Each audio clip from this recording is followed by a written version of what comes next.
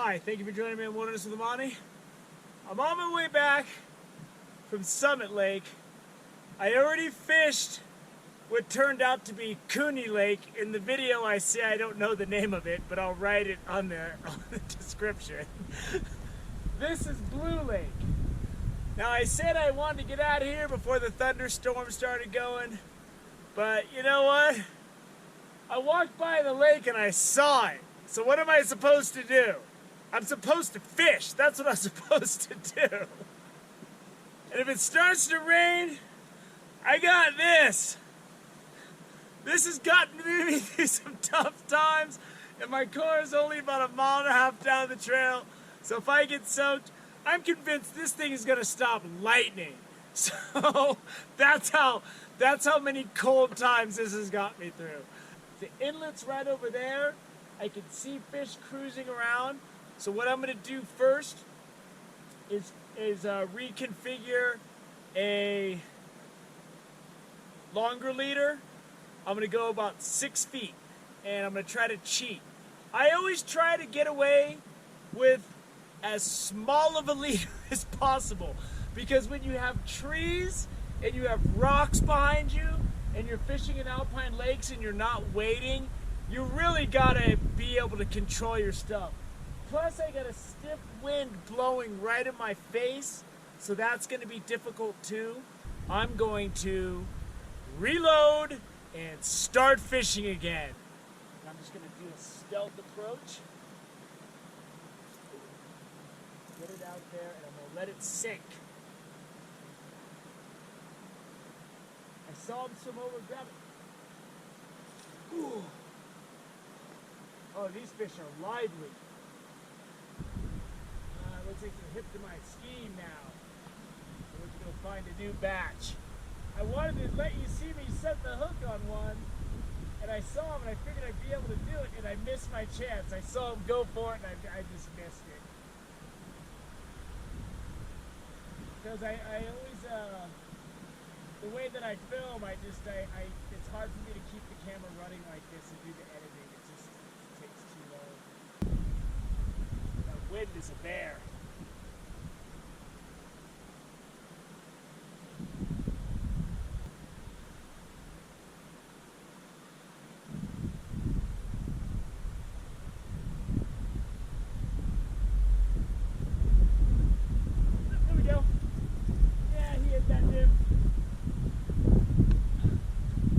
So I got to show you a hook set finally.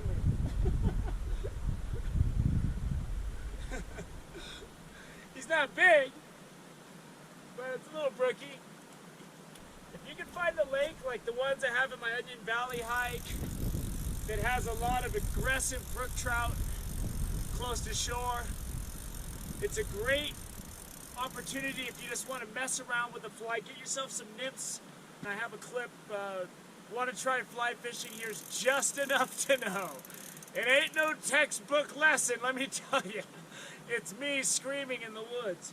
Anyway, I'm gonna rig up with my chest mount, and let's see if we can't catch some more fish while I'm here.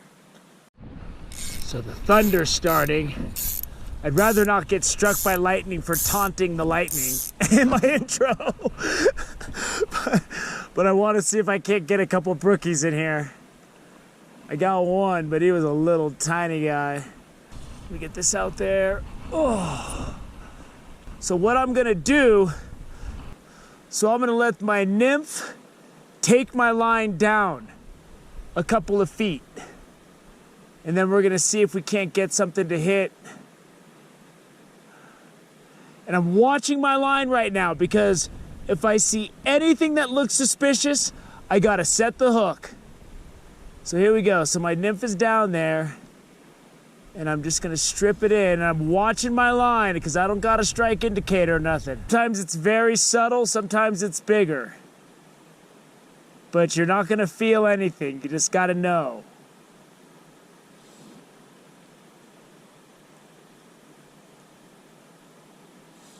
Oh, darn it. Just when I said you gotta know. He cranked that thing right at the end of the drift. after missing multiple strikes in this river inlet. Nice little brookie. Get on back out there, buddy. There he goes. So I'm using this little bead head, and what I'm doing is I only have a 6-foot leader, and there's nothing going on here like at the other lake.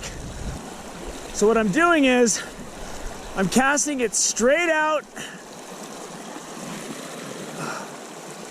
and I'm letting it get into that current, and I'm watching my line as best I can, and then I'm allowing the nymph to sink deep, and I'm just letting it take my floating line down. I did the same kind of thing in Dick's Lake, and it's a technique I use a lot in alpine lakes, and it works pretty good for all kinds of trout.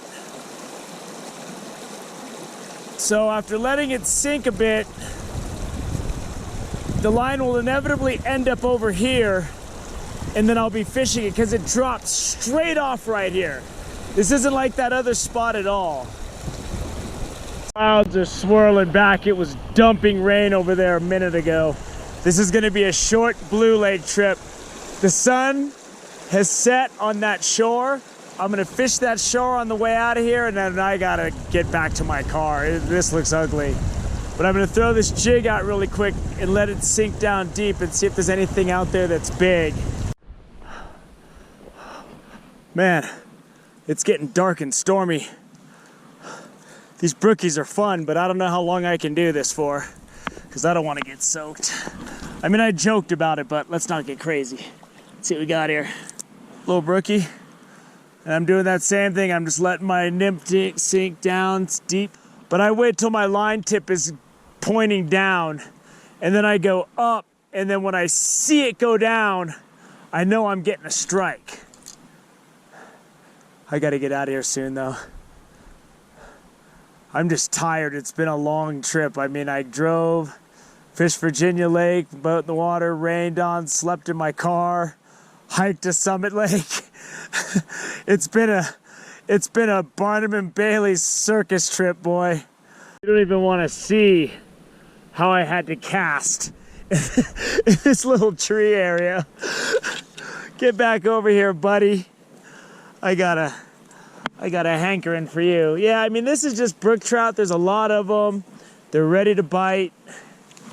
And, you know, these aren't, I'm sure there's some decent ones in here, but there's a lot of small guys.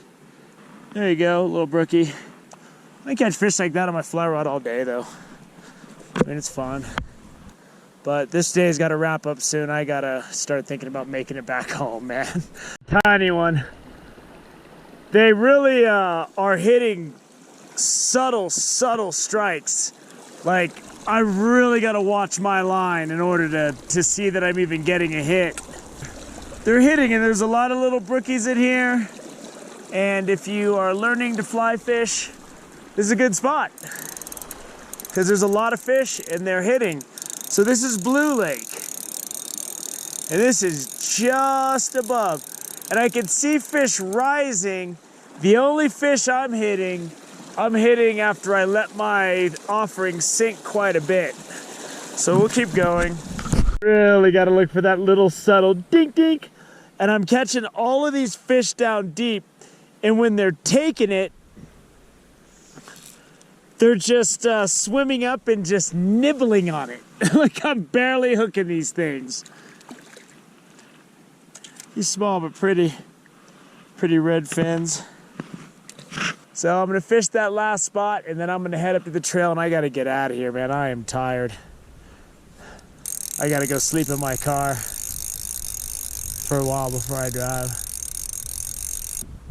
So this turned out to be a heck of a day. I set out at crack of dawn for Summit Lake, got shut down right before I made the final descent to the lake.